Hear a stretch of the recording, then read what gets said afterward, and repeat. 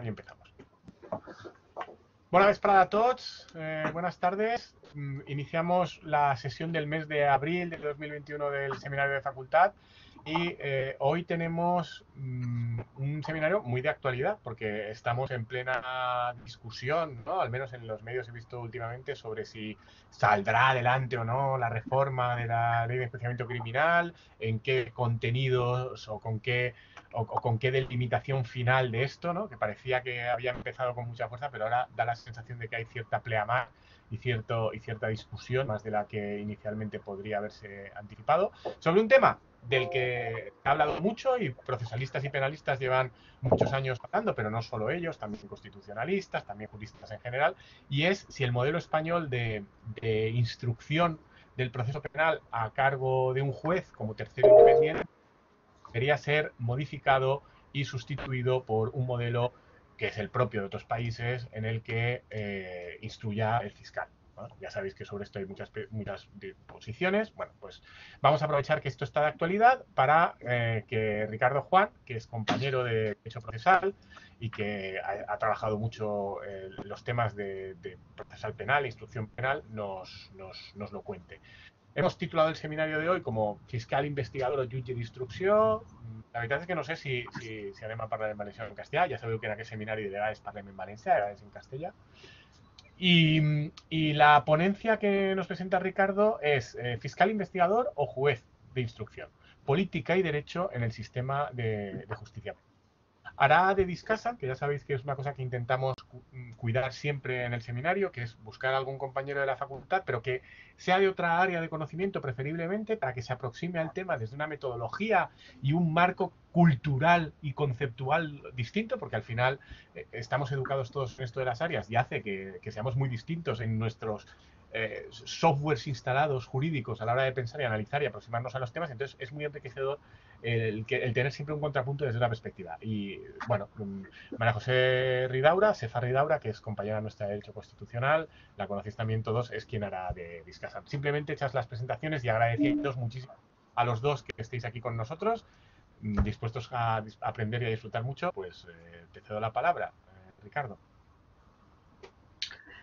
Vale, pues lo primero, bona vesprada, buenas tardes. Yo voy a seguir en castellano, Andrés, porque así tengo también preparado el texto y, por lo tanto, ahora hacer ese cambio repentino, brusco, no sé si me costaría, pero en fin. Bueno, en primer lugar, pues darles buenas tardes a todos. Gracias por haberos conectado a esta sesión del seminario de esta tarde y, cómo no, también agradecer a los organizadores del seminario que me propusieran en su día participar como ponente en una de las sesiones del seminario que se hace mensualmente en nuestra facultad. Se lo agradezco y también muy especialmente le agradezco a Sefa Ridaura que aceptara cuando le propuse para que fuera mi discursante. Ella sabe especialmente que le tengo que estar muy agradecido porque ha tenido también que hacer algún esfuerzo para podernos acompañar esta tarde aquí estar con nosotros y, por lo tanto, Sefa, muchas gracias también. Y bueno, voy a empezar más o menos ya en la exposición. El tema está definido ya en el título que se le ha dado al seminario. ¿Por qué del tema? El porqué del tema. Cuando Jesús Olavarría se puso en contacto conmigo, me comentó que se abordará el tema de la investigación por el Ministerio Fiscal, dado que eso estaba en el anteproyecto de ley de enjuiciamiento criminal que en noviembre del 2020 presentó el Gobierno. Es el tercer anteproyecto, es el tercer texto prelegislativo que se presenta en democracia y los tres textos tienen como ánimo derogar la LECRIM, el día que se consiga, la LECRIM de 1882.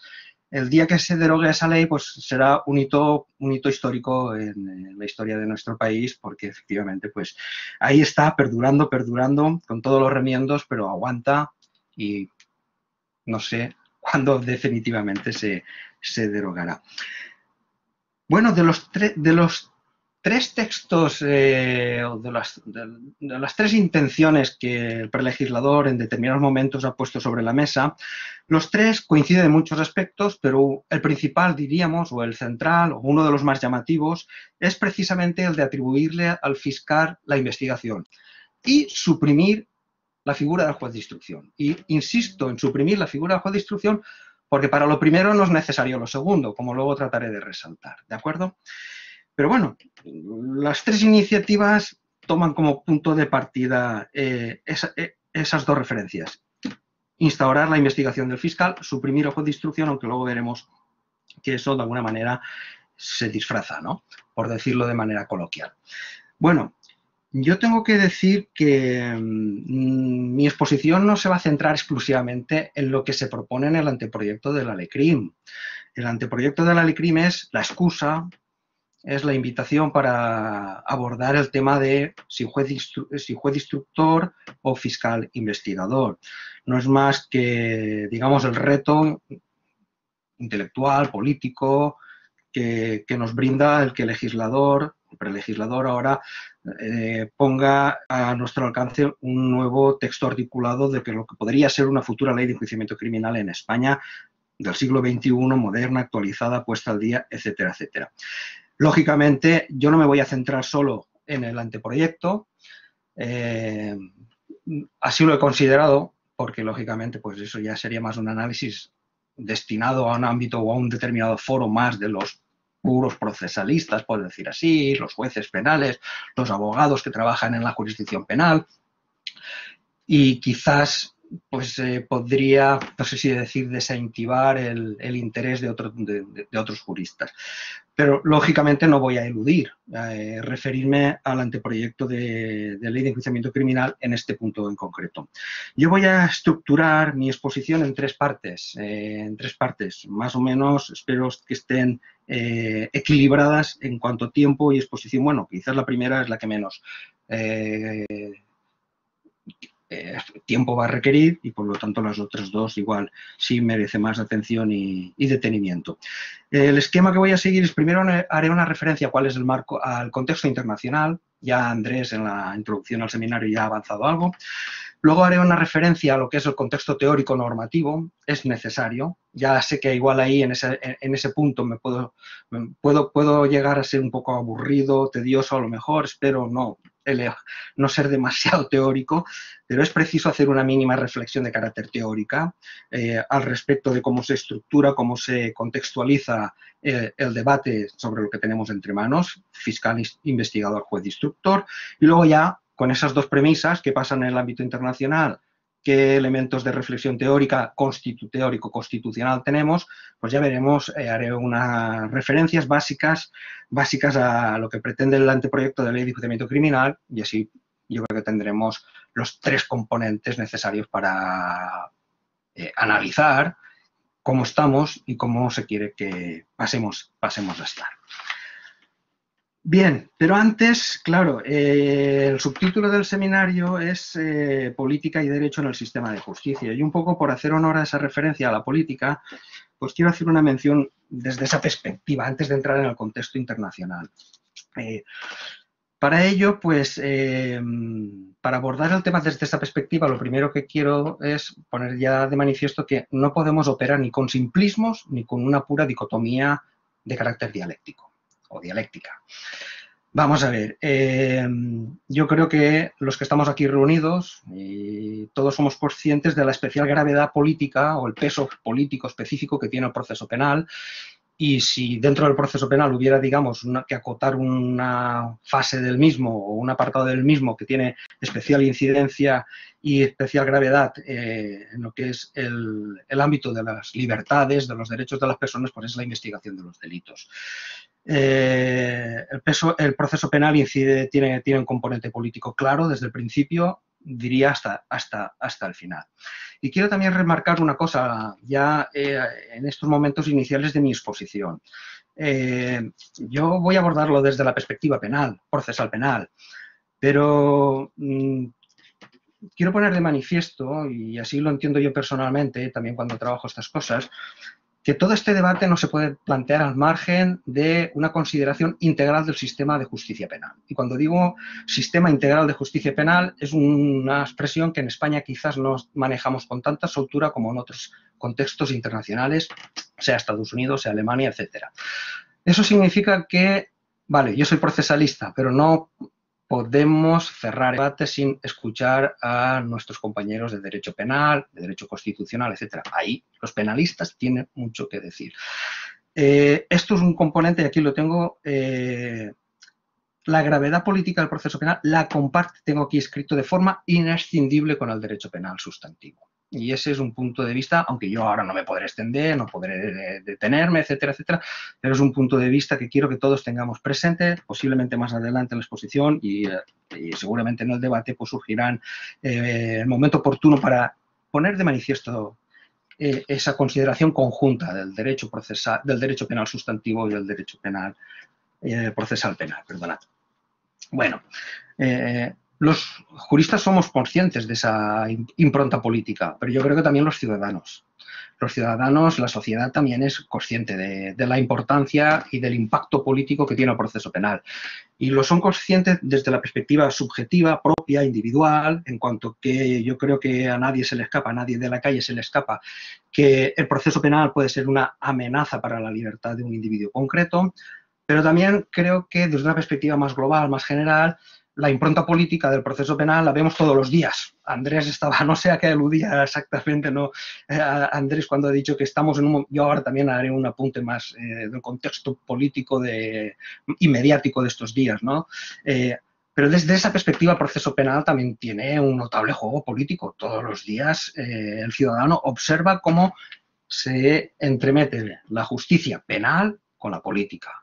Como son dos componentes que cada día están más aunados. Y encima cuando el ciudadano observa que hay elementos que aquí tengo como exóticos para entendernos, como la inviolabilidad, la inmunidad, los aforamientos, etcétera, etcétera, y ve la indudable incidencia política del proceso penal. Ese sería el planteamiento general. Y desde esa perspectiva, pues el proceso penal tendría una lectura política como la tendrían muchísimas otras instituciones jurídicas. No es un atributo que únicamente pueda arrogarse el proceso penal. Muchas instituciones, por no decir todas, tienen ese componente, tienen más o menos componente de carácter político. Pero hay otra lectura política de todo esto.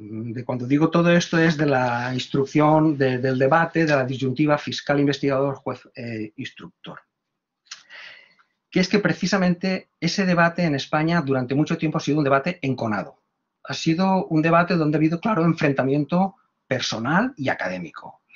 Se han creado dos bloques. Parecía que, y de ahí lo que he dicho, al reduccionismo del enfrentamiento dialéctico de dos partes, blanco-negro, sin matices, etcétera. Dos bloques donde parecía que lo más progresista era abolir la figura del juez de instrucción y, sin embargo, lo más garantista era mantenerla. En fin, en un bloque estaban los progresistas o los que se llamaban o han pretendido o se les ha atribuido el apelativo de progresistas, en el otro los conservadores. Ahí hay otra manifestación de la incidencia política, de la política en la definición de este debate, ¿no? Bueno, yo como he dicho, eso es puro reduccionismo. No creo que lo podamos reducir todo a blanco-negro, a todo el fiscal, si es el fiscal todo será bueno o todo será negativo, indistintamente desde el posicionamiento que uno se coloque. Eso es, y ahí viene el comentario a la alusión que quiero hacer a la situación de estos días. Eso es pura ideología de la simplificación, lo que el politólogo Daniel Innerarity, que él en su libro de la teoría de la democracia compleja dice hay que huir de esos simplismos. Y los estamos viendo estos días en la tele, todos constantemente, con todos, yo creo que fácilmente podemos pensar con ocasión de qué. Lo que va a pasar en Madrid la semana que viene sin ir más lejos. Bueno, dicho esto, ¿cuál es el contexto internacional? Vamos a ver, el contexto internacional lo podría reducir, lo podría simplificar, y lo voy a hacer por razones de tiempo, de manera directa, diciendo, y quizás utilizando, permitirme un poco el lenguaje también un poco de broma, también por el contexto que quiere, por el contexto en el que estamos.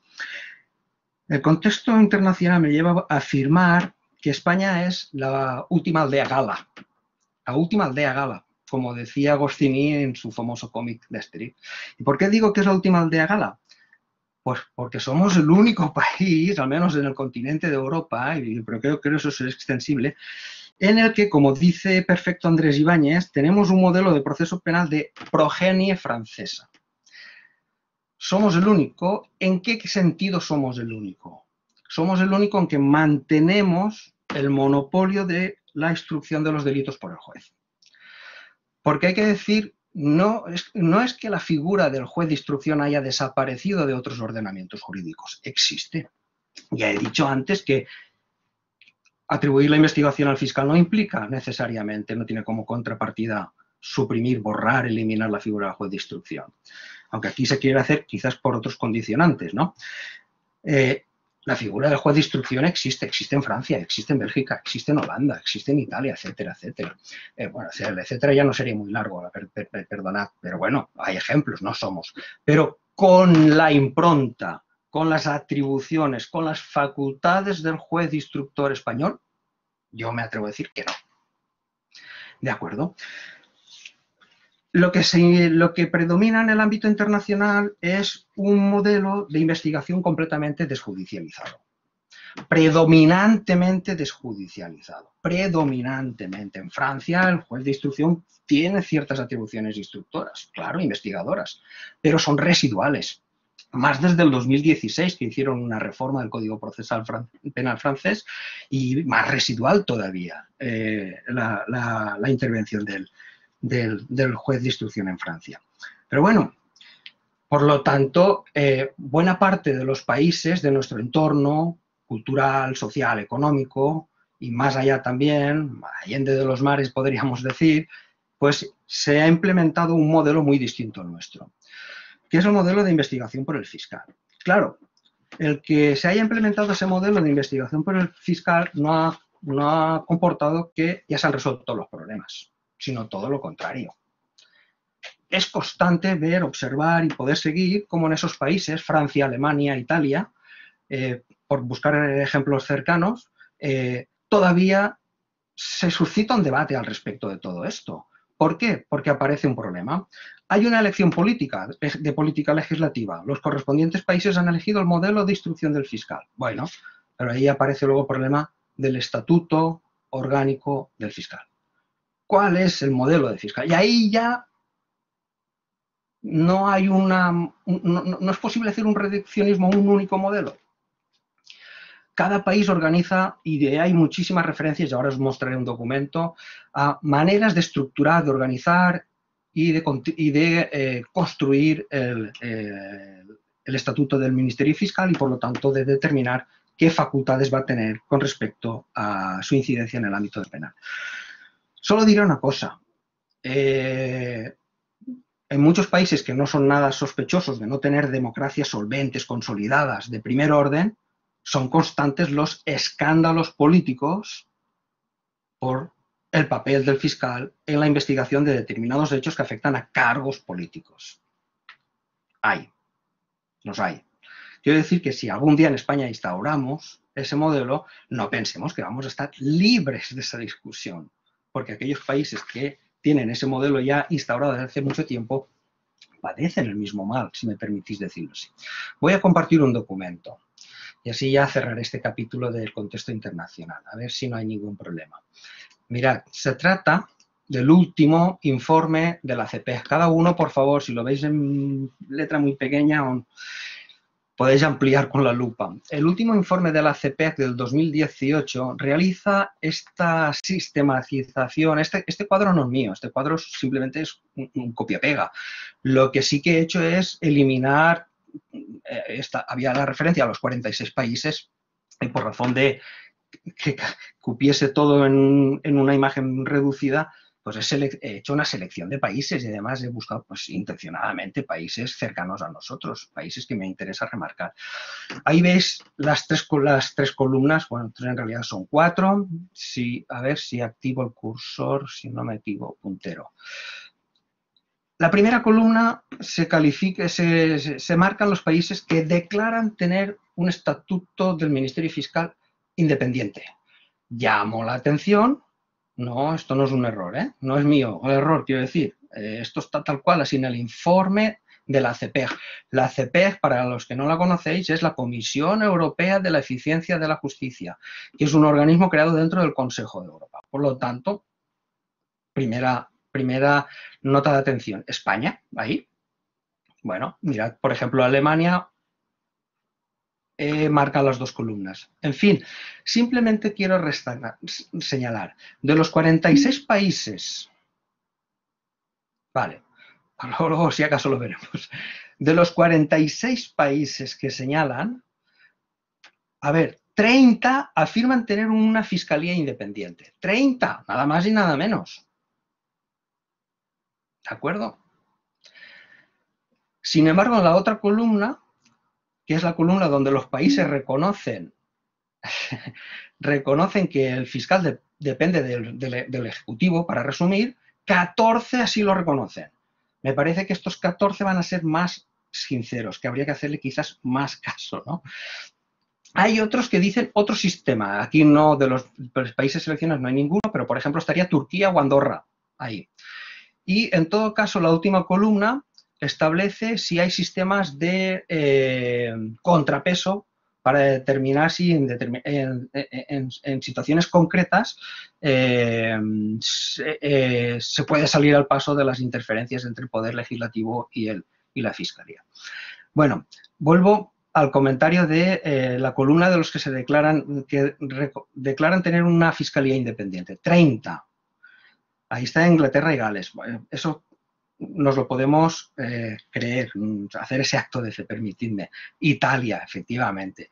Pero hasta los otros 30, permitidme un poco ya la ironía, diría, entre los otros 30 están Bosnia y Herzegovina, Bulgaria, Croacia, la República Checa, Hungría, Letonia, Lituania, Rusia, Ucrania. En fin, este documento lo he querido compartir por dos razones. Primero, para que veáis que no son pocos países donde la Fiscalía claramente forma parte o está bajo las directrices del Poder Ejecutivo. Y la segunda razón, para que tomemos con pinzas, cojamos con pinzas y de manera muy escéptica los informes internacionales. Yo cuando veo ahí España, lógicamente, algo no va bien. Y luego ya sabemos también qué impacto político tiene el uso que se quiere hacer en Europa, en determinadas instituciones internacionales sobre el Estado, la calidad de la justicia española, etcétera, etcétera. Cuidado, porque yo no sé exactamente qué información se está suministrando a esas instituciones internacionales. Bueno, el segundo bloque, a ver, lo voy a tratar de resumir, que se va haciendo tarde. Es el contexto teórico-normativo. El contexto teórico-normativo y constitucional. Bueno, yendo directo al planteamiento del problema. Aquí he dicho antes que no podemos soslayar estas cuestiones teóricas, que son importantes. Es importante tenerlas claras, fijarlas con precisión, pensar sobre ellas, porque ni mucho menos podemos darlas por cerradas, estas consideraciones de carácter teórico. Bueno, lo primero que tengo que decir es que, al menos desde la perspectiva constitucional española, ahora estamos en condiciones de afirmar al menos existe un amplio consenso doctrinal de que la Constitución española ni impone ni impide un determinado modelo, sino que deja en manos del legislador ordinario, por lo tanto, esta decisión de política legislativa. La Constitución no impediría, lógicamente, la Constitución sí determinaría, condicionaría ciertos elementos, pero no el modelo en sí. No el modelo en sí. Tampoco, si quiero hacer alusión a algún tratado de carácter internacional ratificado por España, pues tampoco nos impone un determinado modelo. Por ejemplo, el Convenio Europeo de Derechos Humanos, pues no, de su articulado no se deduce la prevalencia o la opción por un determinado modelo. Por lo tanto, tenemos una cuestión de opción de política legislativa. Entonces, ¿qué elementos debemos de valorar a los efectos de determinar cuál podría ser el modelo para el modelo en el cual, desde esa posible elección política de política legislativa, nos tenemos que decantar? Bueno, pues yo lo voy a centrar o lo voy a plantear a partir de 3 puntos axiales, de 3 ejes. 3 ejes que tienen componente o naturaleza política, de entrada también. Son 3 preguntas muy sencillas de formular, complejas de contestar y por lo tanto no me voy a detener en ellas, salvo los apuntes precisos. La primera pregunta es, ¿para qué ha de servir el proceso penal? Yo tengo mis ideas, pero no creo que sea una pregunta cerrada y resuelta de manera conclusiva ya. La segunda pregunta es, ¿cómo se justifican políticamente las singularidades que presenta el proceso penal? ¿Cómo se justifican políticamente? Y atendiendo a estas 2 primeras preguntas, pues la tercera es, ¿cómo estructuramos el proceso penal? Un apunte rápido a cada una de esas 3 preguntas. Los fines del proceso penal. Bueno, yo no sé, los que no trabajáis el derecho procesal y menos el proceso penal, no penséis que ni mucho menos es una cuestión cerrada, pacífica, etcétera. Si hay un elemento común de acuerdo.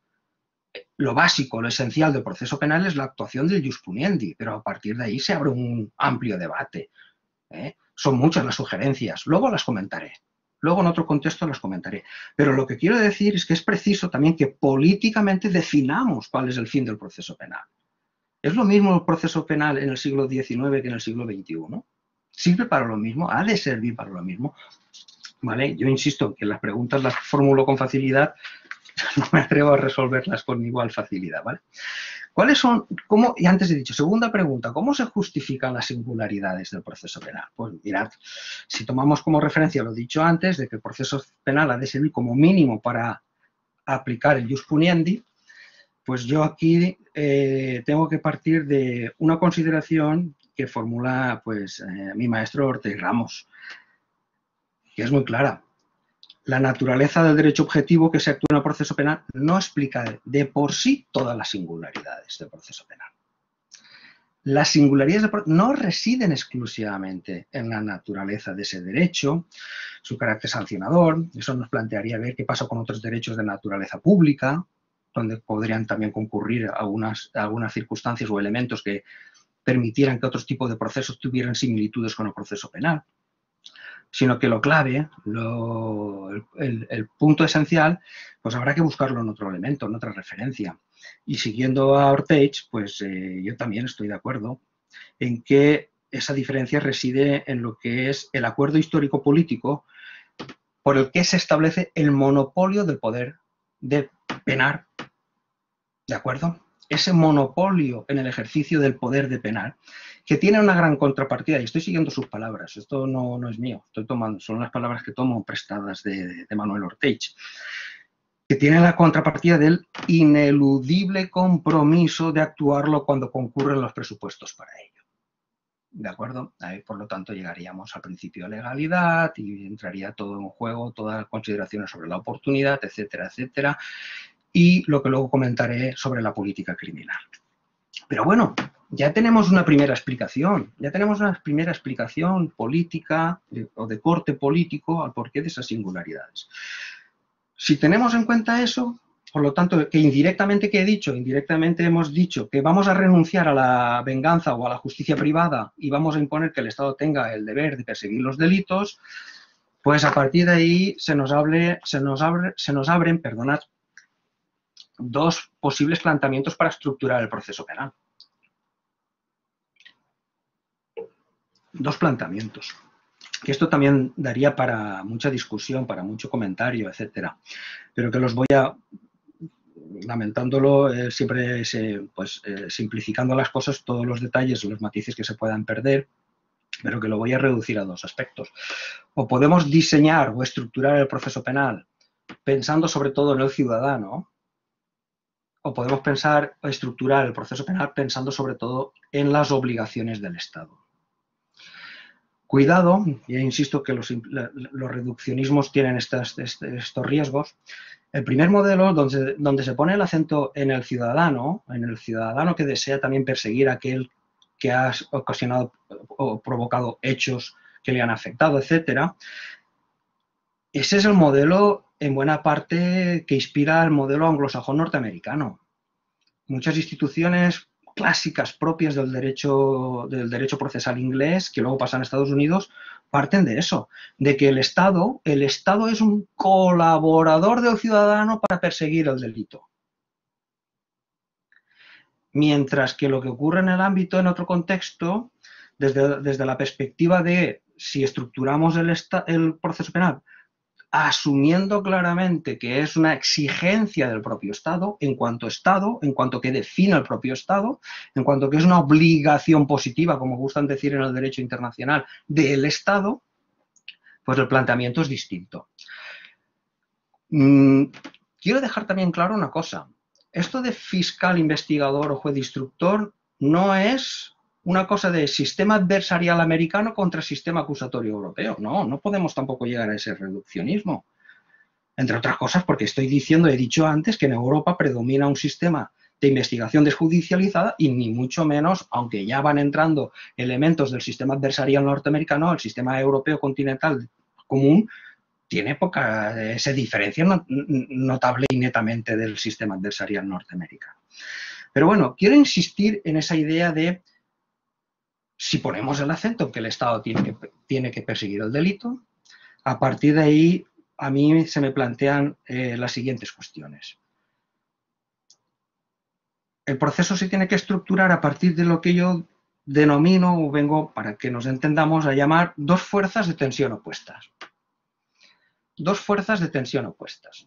Y eso es lo que me lleva, aquí lo tengo escrito así, me cuido mucho de decirlo de manera general, lo que denomino la esquizofrenia del Estado. Esquizofrenia en el sentido literal, etimológico de la palabra, de mente escindida. El Estado ha de ser espada y escudo.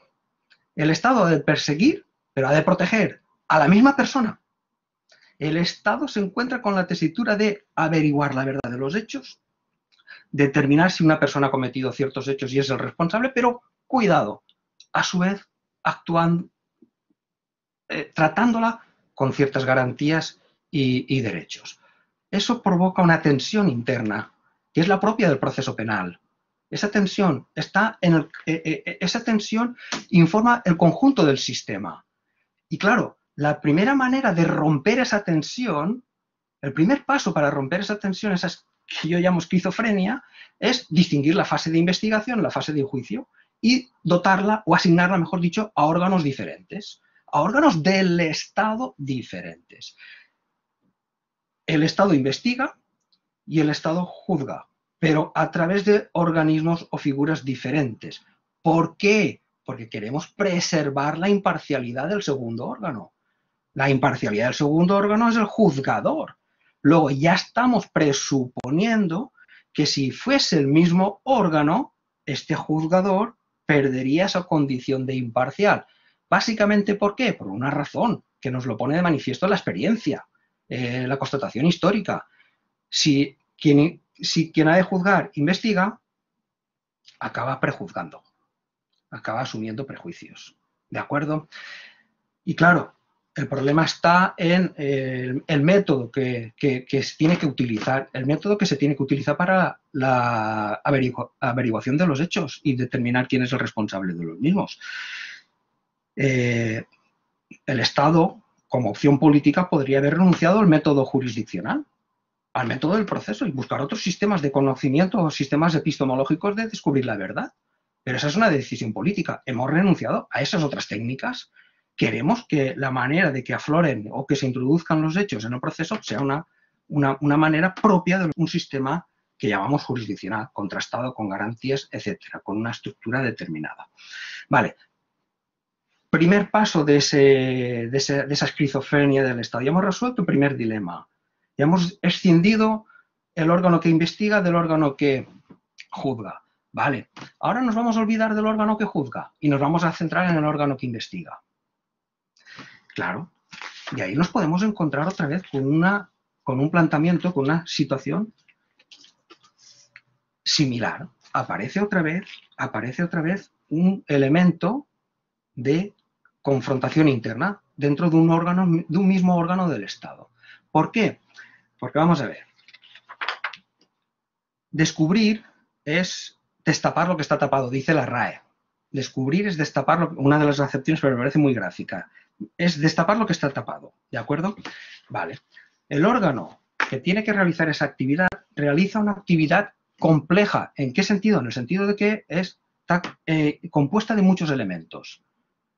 Tiene elementos eminentemente criminalísticos, de técnica de investigación, de técnica policial, de técnica criminalística.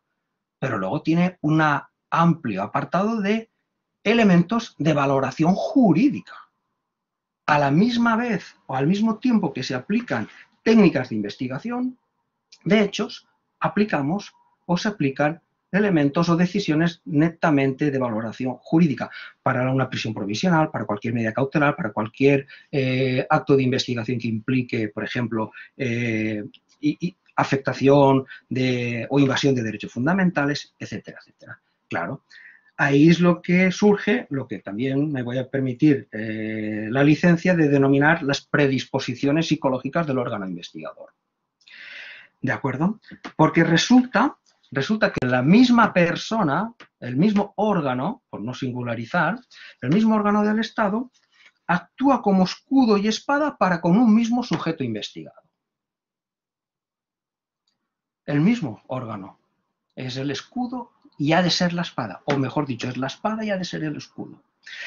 ¿De acuerdo? Claro, ahí el problema se ha tratado, o mejor dicho, cuando se llega a este punto en la discusión, las respuestas o los comentarios o lo que ha querido añadirse por parte de la doctrina, pues tiene un doble planteamiento.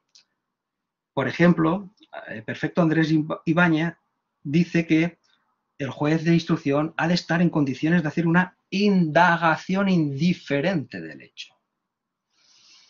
Claro, ese es un propósito, un claro propósito que podemos todos corroborar, pero cuando se hace referencia a la indagación indiferente del hecho, eso no es más que lo que en la terminología del Tribunal Europeo de Derechos Humanos es una imparcialidad objetiva. No resolvemos el problema de la imparcialidad subjetiva del juez instructor. Y ahí surge el problema que apunta otro sector doctrinal, que es lo que denominan el apriorismo acusatorio del juez investigador, del juez instructor. Es la misma persona la que selecciona los actos, la que después ha de garantizar los derechos, etcétera, etcétera, del investigador. Esa frase del apriorismo acusatorio la tomó de González Quintero, para que también pues, tengáis esa referencia. Por lo tanto, y quiero ir concluyendo este punto. El problema es plantearnos si en el modelo actual de instrucción en España, y si, por ejemplo, tomamos como referencia el procedimiento abreviado, que es el que estadísticamente más se da, es el que mayor número de asuntos se tramita a través del procedimiento abreviado, por el tipo de penas y delitos que encajan en el mismo, vamos a ver, si consultamos los datos, en el 90% de los casos, los jueces confirman sus instrucciones. Es decir, cuando llega el momento crucial de que un juez valore si procede o no a acordar la apertura del juicio oral, lo que está haciendo es valorar su investigación sobre los hechos, en definitiva. Y claro, en el 90% de los casos, aproximadamente, en realidad es un 87,8, 88, por lo tanto, de los casos los jueces dicen que lo que ellos han hecho está justificado, por lo tanto, que continúe. ¿De acuerdo?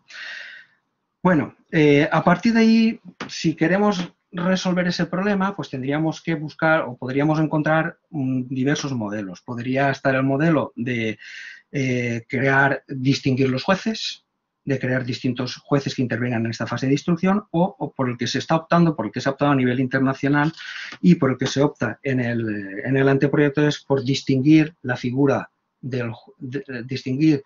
o mejor dicho, atribuir la investigación de los delitos al fiscal, reservando al juez la toma de ciertas decisiones de relevancia jurídica, entre ellas la apertura o no del juicio oral. Por lo tanto, ahí hay ya, digamos, un salto. Hay una hay una diferenciación. El juez que adopta este criterio ya no lo adopta teniendo en cuenta sus actos que él ha dirigido anteriormente. ¿De acuerdo? Vale. Porque se está haciendo realmente tarde. Voy a resumir. El problema de juez de instrucción, si tiene un problema, y podríamos encontrarle soluciones, es precisamente el de preservar su imparcialidad a la hora de tomar ese tipo de decisiones jurídicas. ¿De acuerdo? El problema del fiscal investigador es otro. Ya no nos preocupa que tenga un apriorismo acusatorio el fiscal. No, en definitiva estamos buscando eso. Estamos buscando un fiscal que esté decidido por la investigación de un delito y por la acusación y por tirar adelante la acusación. El problema cuando nos enfocamos o optamos por ese modelo es otro problema. Es un problema de desequilibrio interno dentro de la fase de investigación. De desequilibrio entre todos los actores, entre todos los protagonistas de esa fase de investigación. Un desequilibrio claramente a favor del propio fiscal. El propio fiscal tiene una situación de preponderancia respecto de las otras partes y sobre todo respecto del investigado o encausado, que se le coloca en una situación realmente desigual. Por lo tanto, este modelo tiene este otro problema. Por lo tanto, en resumidas cuentas, los dos problemas, quería haberlo dicho al principio, yo no vengo aquí a hacer defensa de uno u otro modelo, vengo a exponer elementos para que valoremos. Los dos problemas, los dos modelos presentan sus ventajas, presentan sus inconvenientes y tenemos que buscar elementos para reequilibrar. Ahora bien, si el legislador, futuro legislador, quiere optar definitivamente por el modelo de fiscal investigador, pues tendrá que tener en cuenta estas consideraciones. El desequilibrio interno, ¿de acuerdo? Y entra otro factor que no he eludido y lo voy a decir también muy de pasada, que es el factor que tiene o el riesgo que introduce el que por criterios de política criminal el fiscal pueda operar bajo el criterio de oportunidad. Mirad, prácticamente los trabajos, la práctica totalidad de los trabajos sobre análisis de este tema, me he quedado con la impresión personal, y es algo que también creo que se puede constatar, que a los que no se postulan a favor del modelo de fiscal instrucción, lo que más les preocupa no es que el fiscal inicie investigaciones injustificadas, poco sostenibles, no. El temor real está en que el fiscal no cumpla con sus obligaciones. Que se introduzcan lo que se denominan olvidos políticamente intencionados, que se introduzcan lo que algunos denominan instrumentación de la inmunidad a favor de los políticos, de los gobernantes. Ese es el principal problema, pues ese también tendrá que ser un elemento.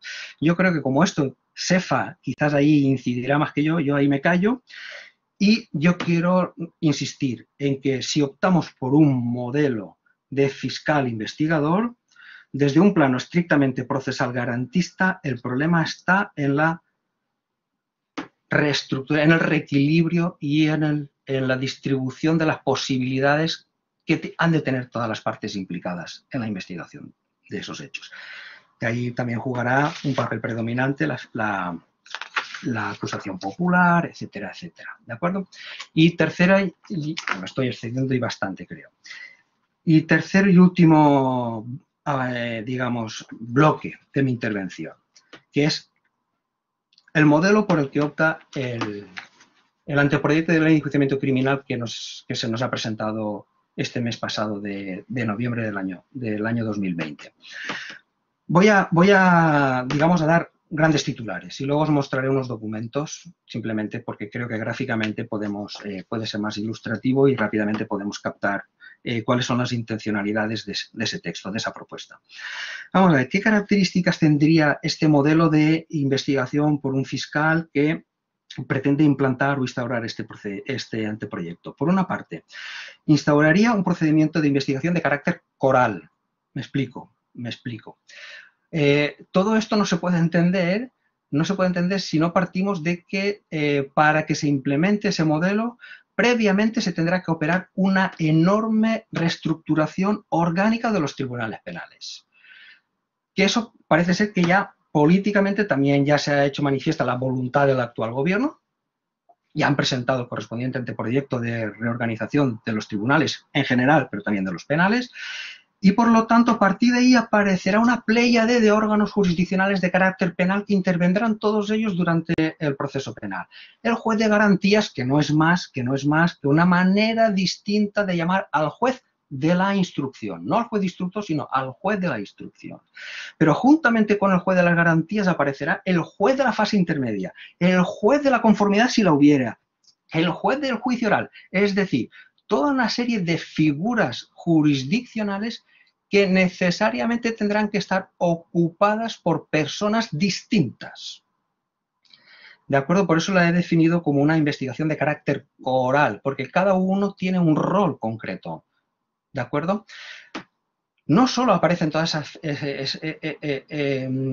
pléyade que he dicho antes de jueces, sino que también aparentemente se quiere reforzar la figura del letrado de la Administración de Justicia, del LAJ.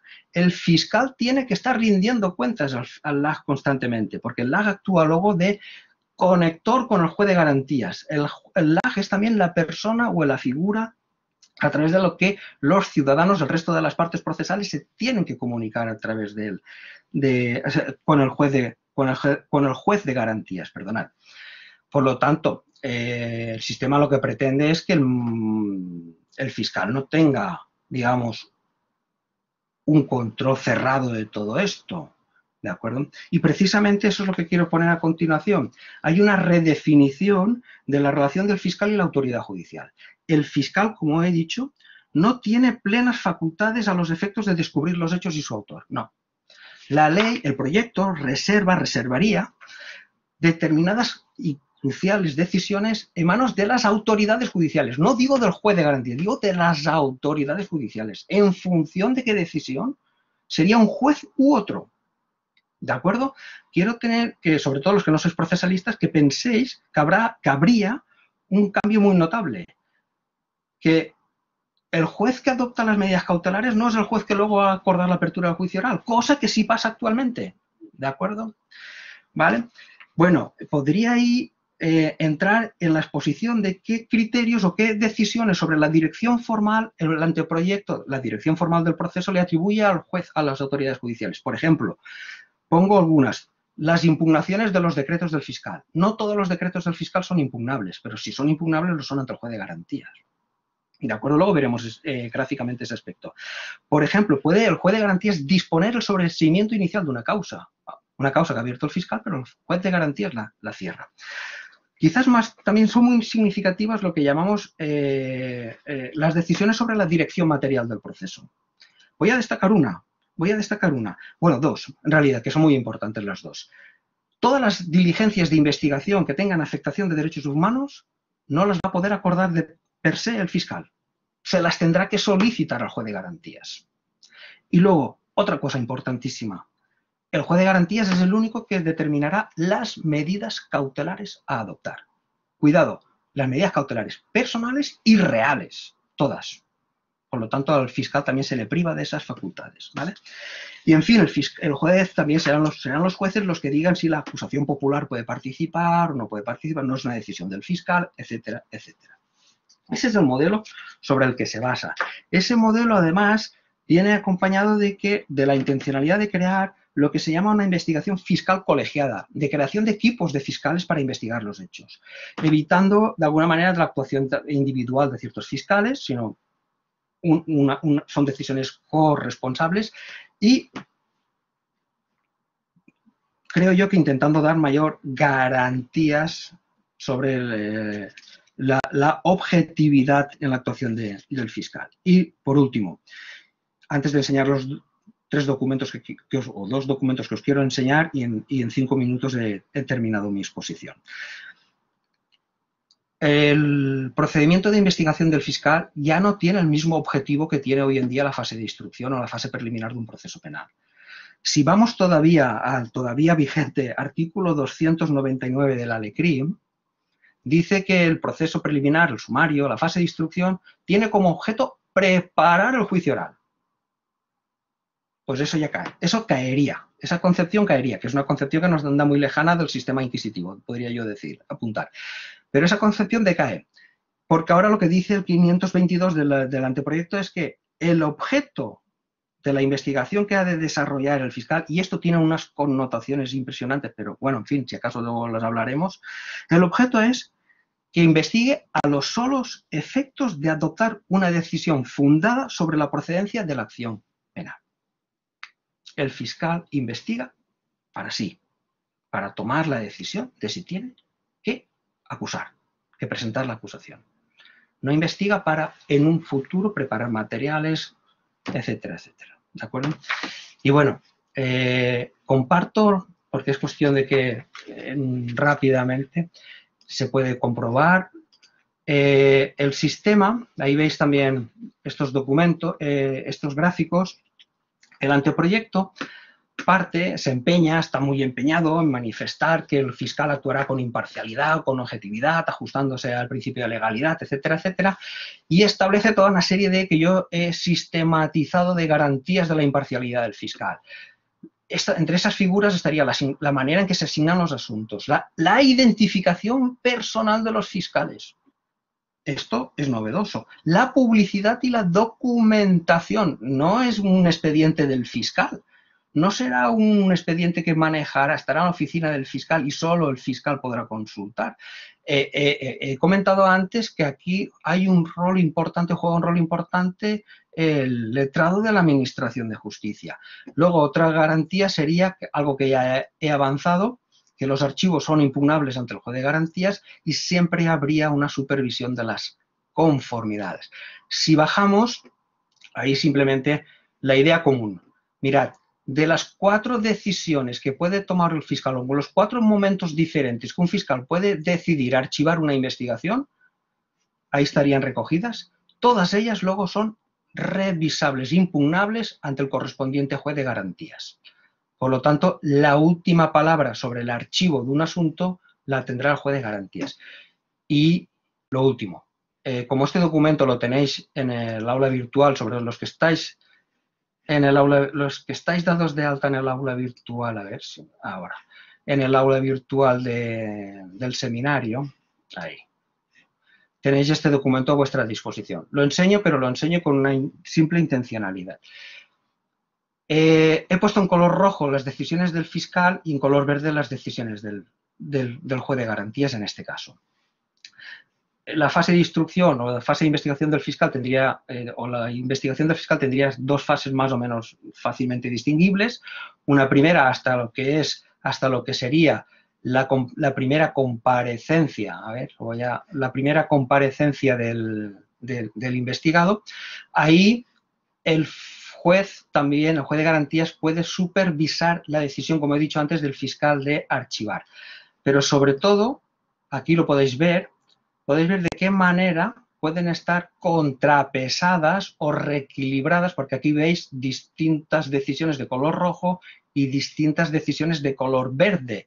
Lo que podéis es traer la conclusión de que las decisiones del fiscal, sobre todo aquellas que llevan al cierre de la investigación, siempre han de estar definitivamente confirmadas por un juez. ¿Es un elemento de garantía? Yo entiendo que sí. ¿Que se pueden hacer más cosas? Por supuesto que sí. ¿Que simplemente por eso el modelo ya es perfecto? Ni mucho menos. ¿De acuerdo? Me callo. Gracias por vuestra paciencia.